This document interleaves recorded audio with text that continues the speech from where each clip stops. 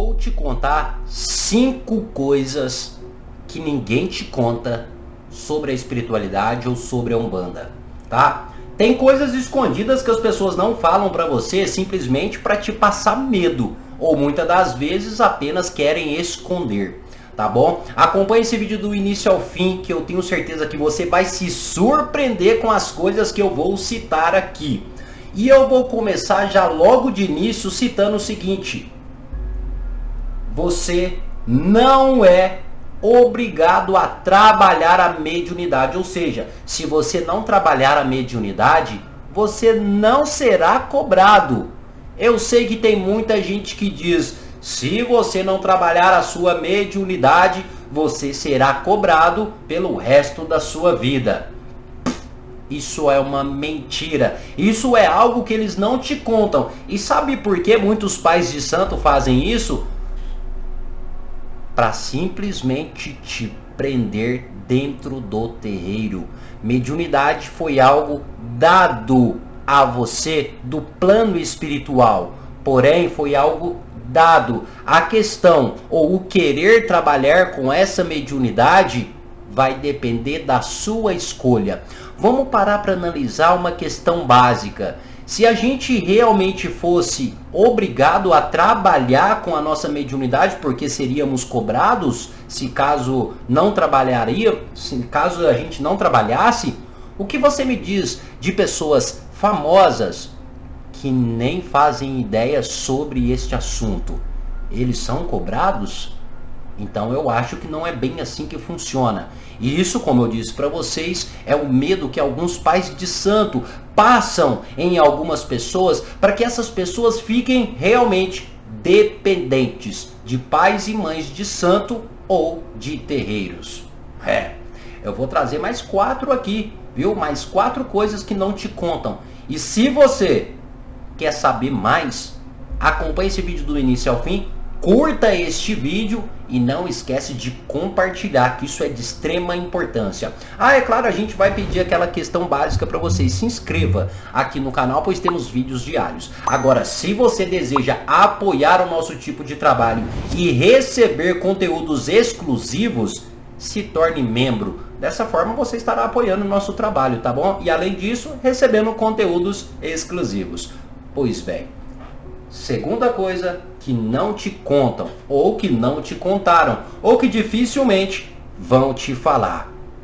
Você sabia que você pode, isso para você que é médium, que você já é médium, você sabia que você pode incorporar em qualquer lugar? Você sabia que não existe necessariamente uma restrição para isso? Só que aí não vamos confundir uma coisa. Eu disse que você pode incorporar em qualquer lugar. Eu não estou dizendo que você deve incorporar em qualquer lugar.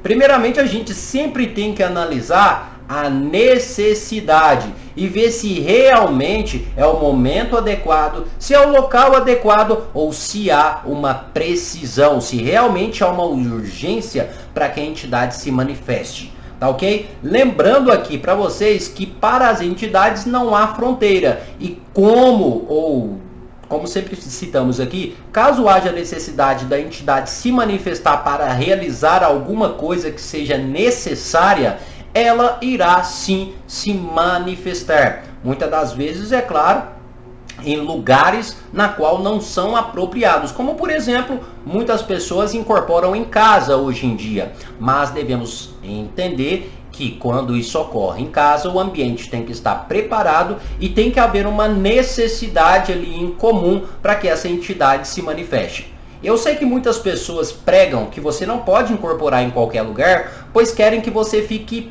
presa dentro de um terreiro, tá bom? E como eu disse, a entidade ela pode incorporar em qualquer lugar, mas o local apropriado para que isso aconteça é dentro de um terreiro, tá bom? Mas são coisas que não te falam.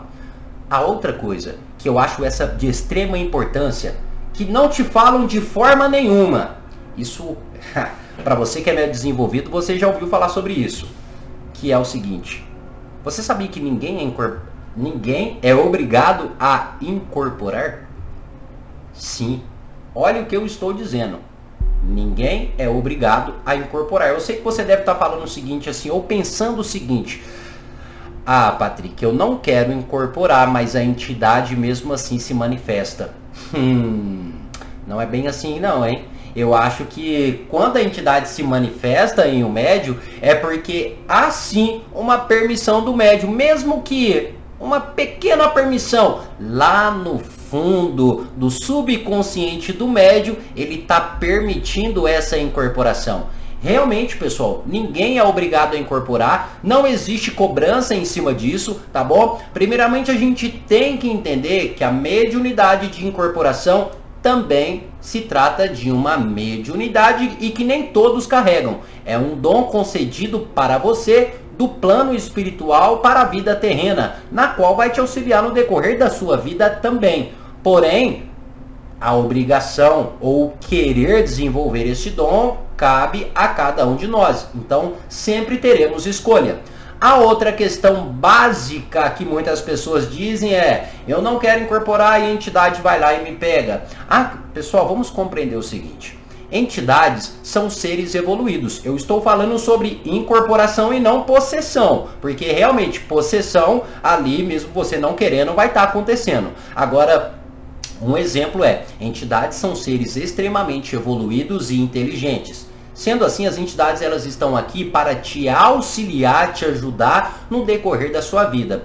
Então, quando não há uma permissão sua, por assim dizer, aquela entidade sendo um ser inteligente e buscando te auxiliar, ela não irá incorporar, ela não irá se manifestar, porque ela sabe muito bem, quando a sua mente, quando você não quer incorporar, você vai estar vibrando em uma energia totalmente diferente, e se a entidade se manifestar, isso pode acabar trazendo algum tipo de trauma ou algum tipo de energia pesada ou densa para você. Então a entidade ela não se manifesta. Então, incorporar não é obrigatório, tá bom? Compreenda isso. Eu sei que vai ter muita gente que vai falar: não é obrigatório, mas às vezes eu incorporo sem querer. Pode ser que não seja assim. Incorporar sem querer é uma coisa, né? Agora, incorporar sem permissão, aí não é incorporação. Pode ser que seja uma obsessão, mas em breve a gente vai falar mais sobre isso. Agora, a outra questão que não te contam de jeito nenhum, ou que te contam, mas tem muitas pessoas na internet hoje em dia falando ao contrário. E eu quero que você compreenda isso à risca. Que é, sim, gente, o pai de santo, a mãe de santo, o seu dirigente espiritual, o seu pai de santo, ele pode sim interferir na sua vida.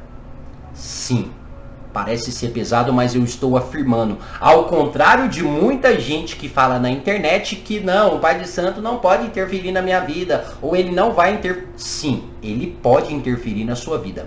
Mas agora eu quero que você compreenda o seguinte: pai de santo que pode interferir na sua vida é aquele que já colocou, já pôs a mão no seu orelha, na sua cabeça. Ou seja, aquele pai de santo no qual já fez ritualísticas em você.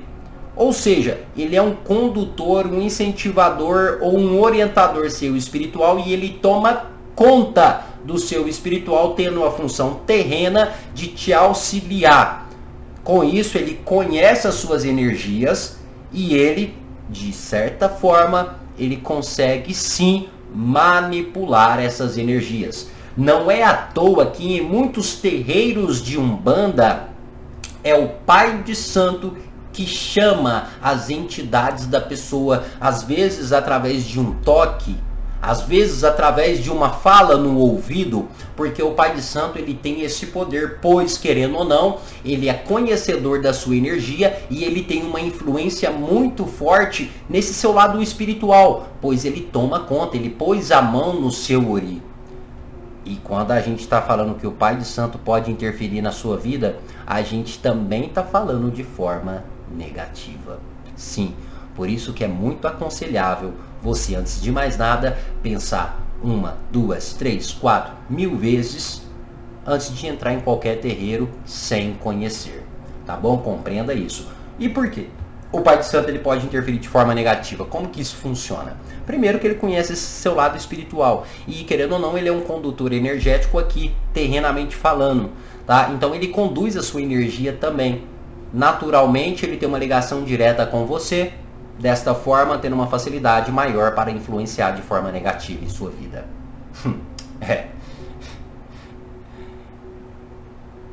Acontece. Agora, nossa última questão, e eu vou dar um extra ainda. No final eu vou falar um extra. A nossa última questão seria sobre quizilas. Quizila nem sempre existe. Você sabia disso? Só que eles não te contam. Eles não te falam. Tá? Existe o lado bom deles não falarem, mas também existe a falta de informação. A quizila, para quem não sabe, é uma proibição na qual o médium deve seguir. Tá? Um exemplo básico. Quem é filho de Oxóssi não pode ingerir mel, porque é uma proibição dos filhos de Oxóssi. Se um filho de Oxóssi ingerir mel ou consumir mel, ele pode estar virando a energia dele ao contrário, atraindo energias negativas, blá blá blá blá blá blá blá blá blá. Tá ok? Isso na verdade nem sempre existe.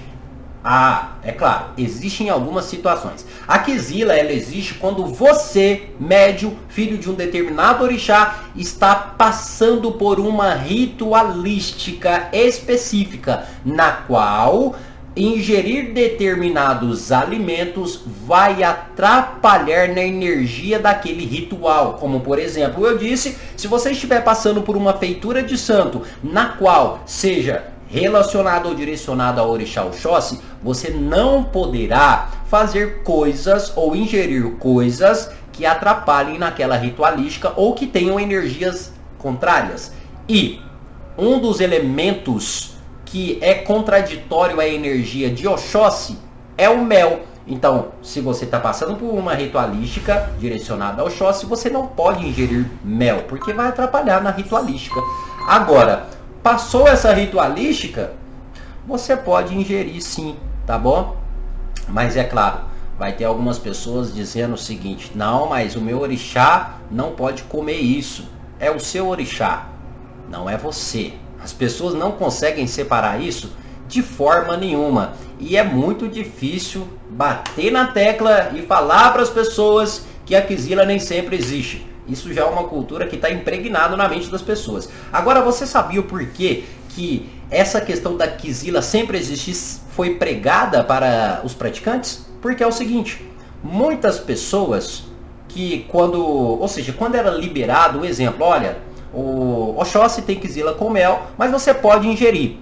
As pessoas, elas não se importavam quando iam passar por ritualísticas e acabavam ingerindo também. Ou seja, olha, você é filho de Oxóssi, mas você pode ingerir mel. Só que quando você está em uma ritualística, você não pode. A pessoa acabava imaginando que seria uma liberdade total para ingerir mel, e quando ela estava em uma ritualística, ela ingeria aquele elemento, atrapalhando assim a vibração. Então, naturalmente, a maioria dos sacerdotes, dos dirigentes, dos babalorixás, disseram que essas proibições seriam para a vida toda. É complicado, tá bom? Mas é claro também, né, que existem aquelas hipóteses que no qual o filho de determinado orixá pode acabar criando alergias com elementos no qual são proibidos para o orixá. Isso pode acontecer, são casos isolados, como por exemplo, gente, eu sou filho de Oxóssi. Se vocês não sabiam, eu tenho Oxóssi na minha coroa. E vocês sabiam que eu sou alérgico à picada de abelha? Tem ligação com o mel. Será que é uma coincidência? Mas enfim, agora um extra aqui para vocês. Isso ninguém te conta. Você sabia que não se descobre orixá nem entidades pelo jogo de cartas? Sim, eu vou dar um exemplo aqui para vocês. Eu tenho aqui, ó, esse tarô, que é um tarô muito conhecido. O famoso e conhecido tarô dos guardiões, aonde aqui tem várias entidades. Exu Tiriri, Pombogira das Almas, Pombogira Maria Padilha, Pombogira Sete Saias, Exu Meia-Noite, Pombogira Maria Mulambo, Pombogira Cigana. Mas você sabia que não se descobre entidades, Exu e Pombogira, e nem orixá pelo jogo de tarô? Não se descobre. para tiragem de santo ou até mesmo para o jogo de Exu é através do Ifá, que no caso seria o oráculo dos búzios e não o jogo de tarô.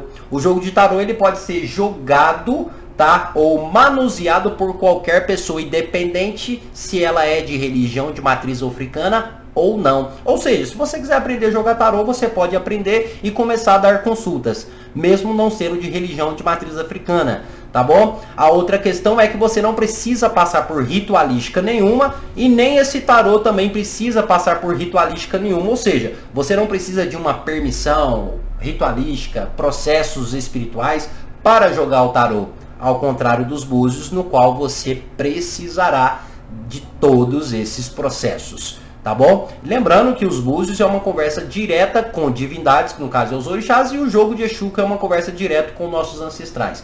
Já o jogo de tarô é um jogo intuitivo, que é um jogo que pode ser utilizado de forma mecânica, utilizando a memória do tarólogo, como também, né, a percepção e os significados das cartas. Outra forma também de jogar o tarô, no caso, seria utilizar a intuição mediúnica do médium, na qual ele vai ter uma interpretação particular de cada formato, de cada desenho e de cada carta, utilizando um pouco ali dessa intuição mediúnica, tá bom? Então, deu para vocês compreenderem? Mas é isso. O que vocês acharam? Vocês acharam que tem sentido tudo isso que eu disse aqui? Se você não concorda, deixa aqui nos comentários. Mas não esqueça, acompanhe para mais vídeos. Mesmo não concordando, compartilha. Pessoal, é isso aí. Muito obrigado a cada um de vocês. Até o nosso próximo vídeo. E axé a todos.